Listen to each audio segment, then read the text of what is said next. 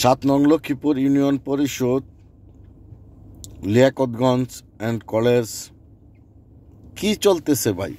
আমি তো বুঝতে পারতেছি না কি চলতেছে এগুলা।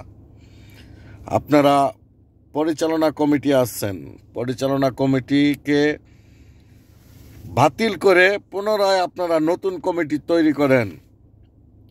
আর এতদিনের যেগুলা হিসাব পাতি আছে, আপনারা দেশবাসীর কাছে একটাই অনুরোধ, আপনারা সবাই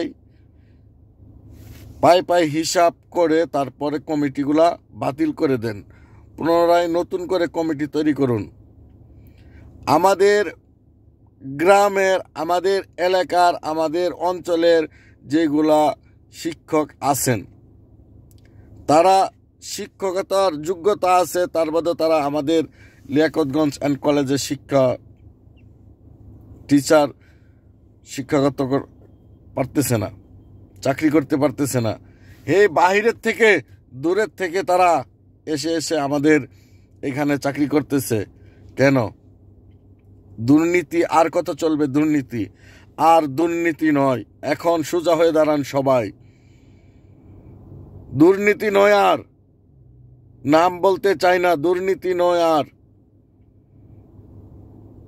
সবাই আমাদের এলাকাবাসী একত্রবদ্ধ হয়ে নতুন কমিটি তৈরি করেন। আমরা খারাপ চাই না, ভালো চাই। একটা শিক্ষা প্রতিষ্ঠান আমরা চাই, আমরা এই স্কুলে পড়ালেখা করছি, আমাদের ভাই বোন আছে তারা পড়ালেখা করবে, ছেলে সন্তান আছে পড়ালেখা করবে। আমরা চাই না যে এই স্কুলে দুর্নীতি হোক। এই যারা শিক্ষক আছেন পুনরায় বাতিল হয়েছেন, তাদেরকে যেন আবার পুনরায় জয়েন দেওয়া হোক। কমিটি বাতিল করে নতুন কমিটি গঠন করার জন্য আমি আহ্বান করতেছি আমাদের এলাকার গণ্যমান্য ব্যক্তিদেরকে। আপনারা সবাই এটা নিয়ে কথা বলেন, সবাই একত্রবদ্ধ হন, ছাত্রছাত্রীদের সাথে কথা বলেন, সবাই মিলেমিশে একত্রবদ্ধ হন।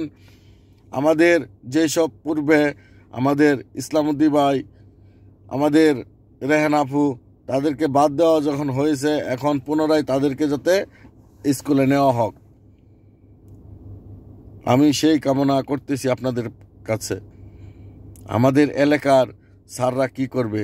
কি দোষ করেছে আমাদের এলাকার স্যাররা? কি দোষ করেছে আমাদের এলাকার স্যাররা? আমাদের এলাকার বাচ্চা কাচ্চা লেখাপড়া পড়াবে, আমাদের ছোট ছোট ভাই বোন আছে তারা লেখাপড়া শিখবে।